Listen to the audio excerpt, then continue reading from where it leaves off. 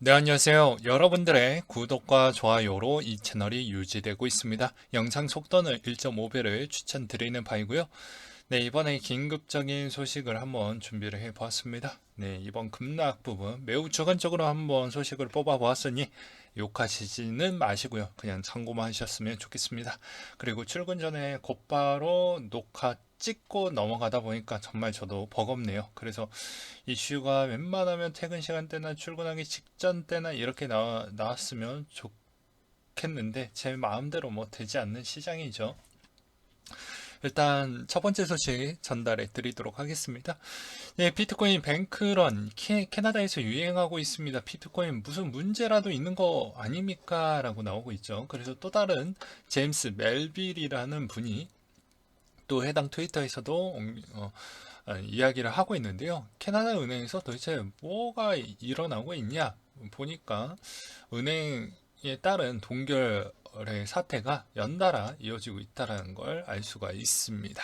그래서 왜 그럴까라는 생각이 딱 들었는데 캐나다 정부에서 트럭 시위대 비트코인 송금 막는다라고 해가지고 여기서도 국경 통과 트럭 기사 110 접종 의무화, 트럭 기사 주요 도로 점검하며 반대 시위 지속하고 있다.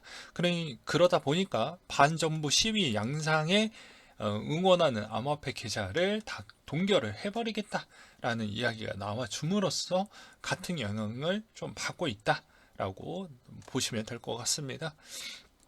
그래서 이게 생각보다 영향성을 좀 받고 있구나 라고 보시면 될 것 같고요. 그렇다 보니까 여기서 이제 선택할 수 있는 길은 딱 두 가지가 있죠.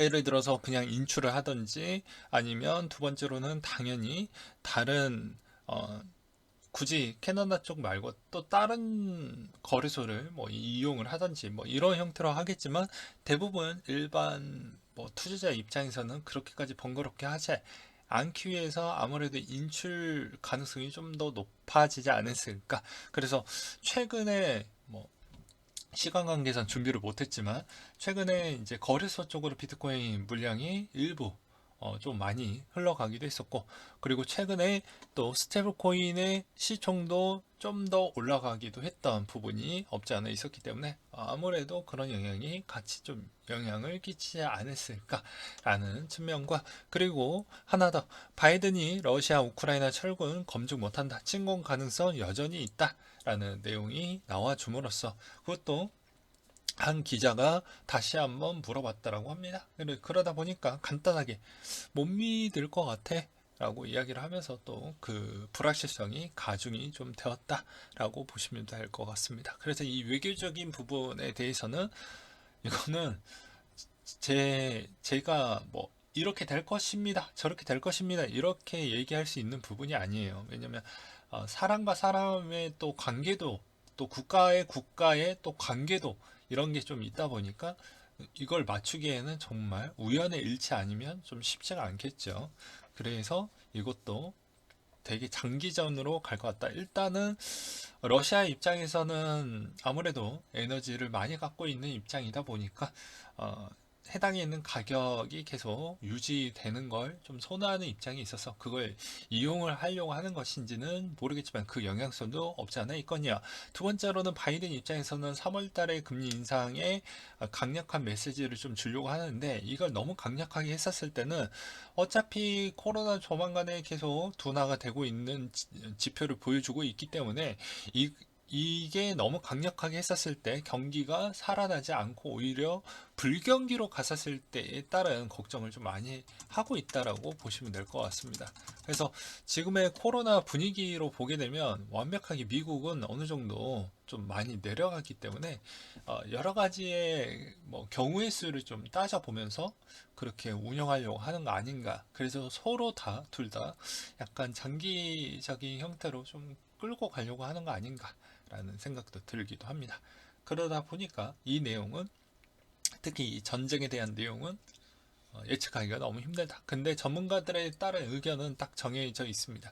만약에, 제 주장이 아니에요. 저도 여러 가지 전문가 의견을 들어보긴 했는데, 만약에 러시아가 친다라고 하면 어떻게 되냐면 여기에서 이 연합 형태로 뭐 중국이 또 도와주거나, 그리고 중국이 또 반대로 반 정도 도와주고 반 정도는 대만을 칠 확률이 매우 높다라고 합니다. 다시 한번 말씀드리지만 제 주장이 아니에요. 이건 전문가 의견을 들어서 그걸 그대로 설명을 드리는 부분입니다.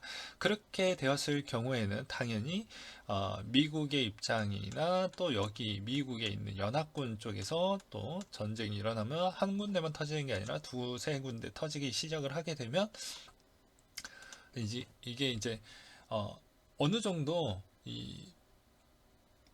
어떻게 보면 해당에 있는 전투력이 집중화가 되어야 빠른 효과가 나오고 빨리 해결이 되는데, 이게 분산화가 되면 이쪽 전쟁도 길어지고 저쪽 전쟁도 길어질 거 아니겠습니까? 그래서 중국의 입장에서도 대만이 자꾸 이렇게 올라오는 모습이 좀 눈에 밟히다 보니까 이참에 약간의 좀 손해를 본다라고 해도 대만을 뭐 들어갈 수 있는 뭐 그런 측면이 있다. 그리고 반면에 또 한국을 보게 되면 또 북한에 따른 또 불확실성이 또 있다 보니까 한국에 미치는 영향도 같이 일어날 수 있다. 그래서 연쇄적으로 일어나게 되면 이건 분명히 한국한테도 별로 좋지 않을 것이다라는 전문가의 의견이 있었는데, 여기서 마지막 코멘트는 일어나지 않을 확률이 매우 높다라고도 이야기를 또 하기도 했습니다.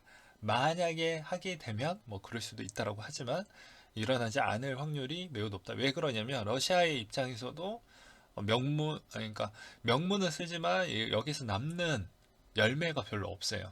예. 그리고 미국의 입장에서도 뭐 그렇게 또 하고 싶지도 않고요. 그런 어떻게 보면 전문가들의 의견이 꽤 많이 있었기 때문에 저는 그 내용에 좀 존중을 하고 공감을 하는 바입니다. 왜냐면 뭔가 좀 이득이 있어야 더 빠르게 움직이려고 하겠는데, 이득이 없는 곳에 가뜩이나 미국 자체에서 부채도 생각보다 많이 있는데 그 부채를 또 일으켜가지고 이득이 없는 부채 싸움으로 인해서 또 갈 것이냐에 따른 또 논란이 여지가 있을 수가 있기 때문이죠. 그래서 저는 충분히 뭐 그럴 수도 있을 것 같다라는 참고적인 측면으로 말씀을 드리는 부분이고요. 아무튼 뭐가 됐던 간에 투자적 관점 빼고 항상 세계는 좀 평화로워졌으면 좋겠다라는 말씀으로 이만 끝내도록 하겠습니다.